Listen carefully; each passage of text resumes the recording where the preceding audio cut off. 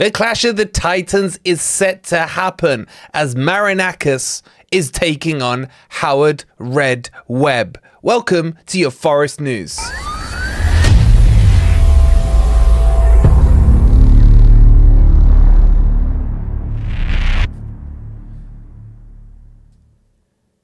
Good morning, good evening, or good night. Hope you guys are doing well.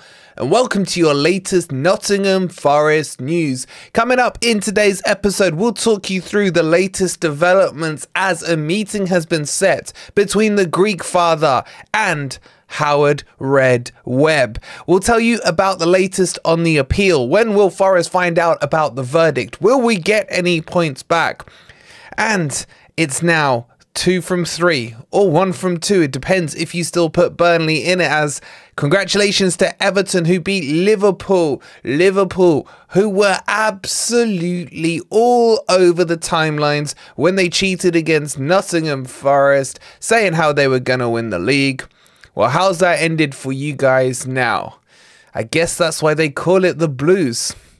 Time on your hands. Could be time spent with Klopp. Anyway. I don't mind Liverpool, but Liverpool, hey, you reap what you sow. Okay, let's get into this. But before we do, as always, hit that like button. Make sure you're subscribed to Forest Fan TV if you are new here. And if you want to get this beautiful, signed, framed, European winning shirt, that's something that the likes of Arsenal and Spurs haven't got, signed by Martin O'Neill himself, go check out the link in the description from Football Prizes, with loads of Insta-win prizes as well. Okay, let's get into this. We've got a lot to cover off today, a lot to get you guys updated on. And there's been an article released by the Daily Fail, which says that Howard Webb will meet with Nottingham Forest. In fact, I'll read a couple of quotes from you.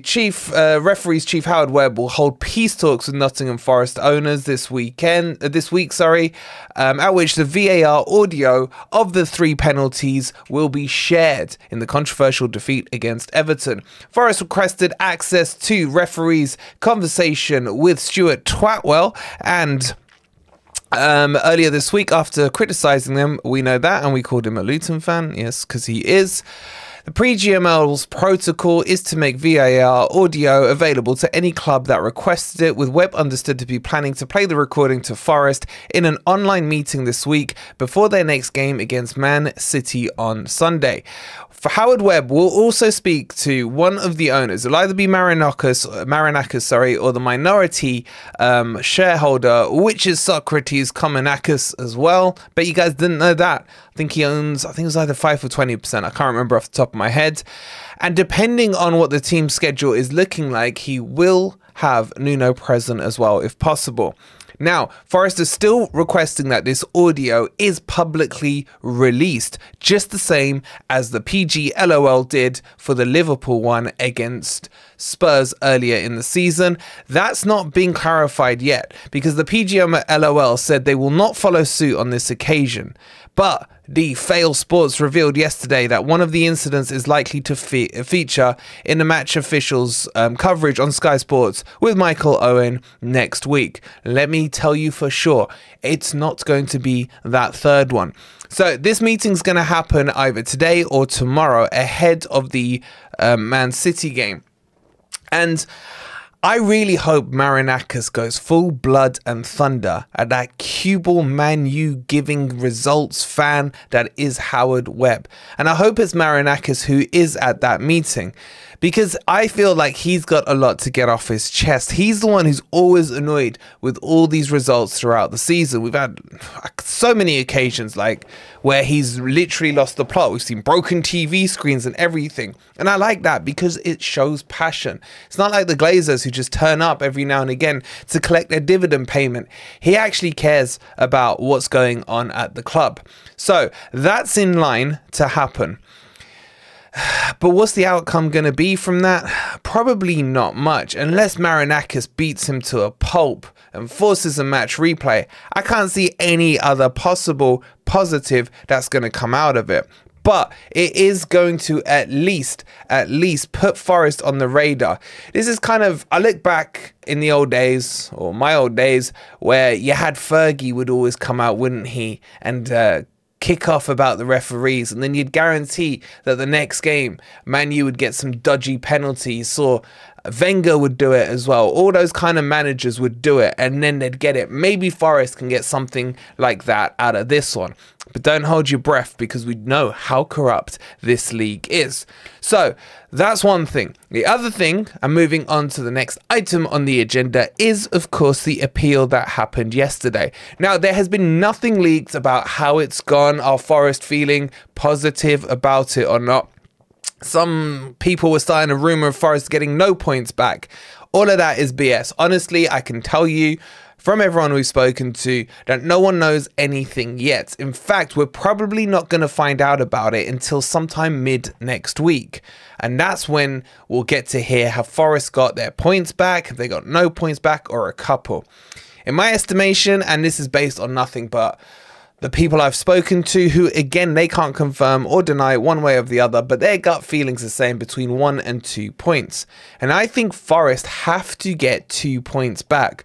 We need to put 3 points between us and EasyJet FC before we get to the Sheffield match. We have to hope that Wolves are going to beat them now that Everton are out of the runnings. And by the way, Wolves, come and sit next to us. Come and sit next to us, because you got a taste of Stuart Twatwell last night. Why the hell did he disallow that goal against Bournemouth? More and more proof of corruption in that Premier League.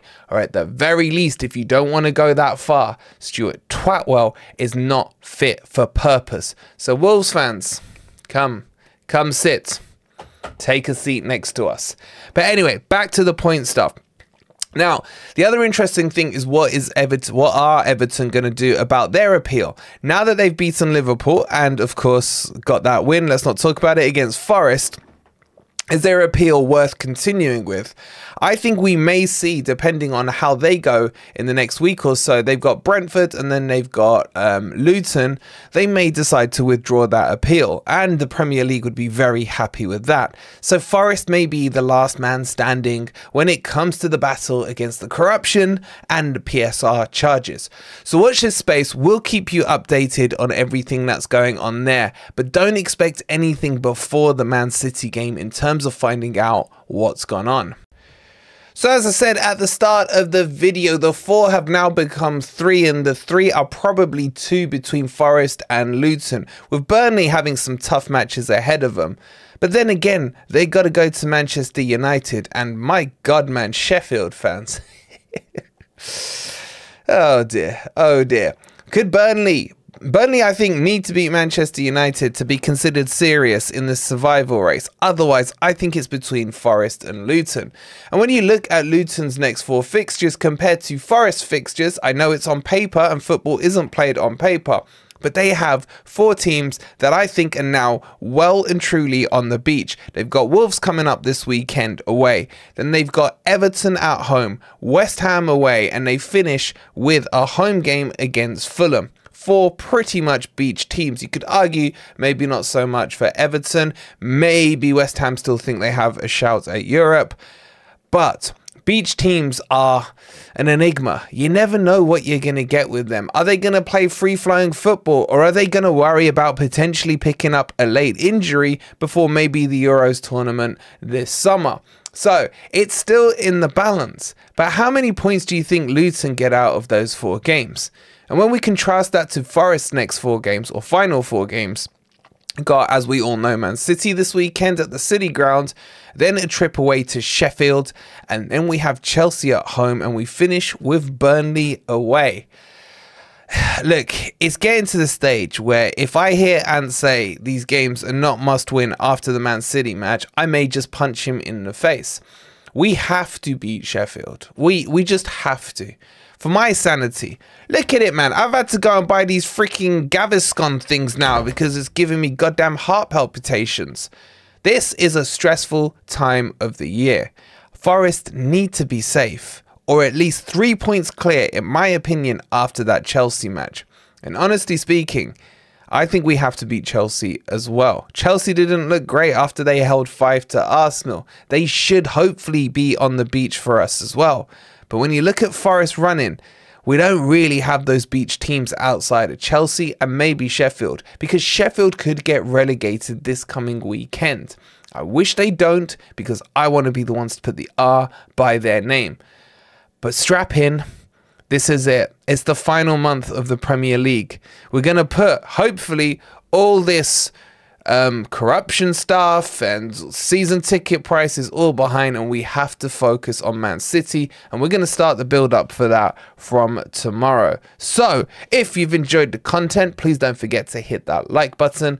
Make sure you're subscribed to Forest Fan TV if you are new, and thank you to everyone who's helping with the PC. I'll leave a link on the end screen if you got a spare pound down the back of the sofa, and that you can donate it. Every single pound counts. We're at nearly 25% of the target in less than a week. You guys are amazing. Thank you so much for all your support.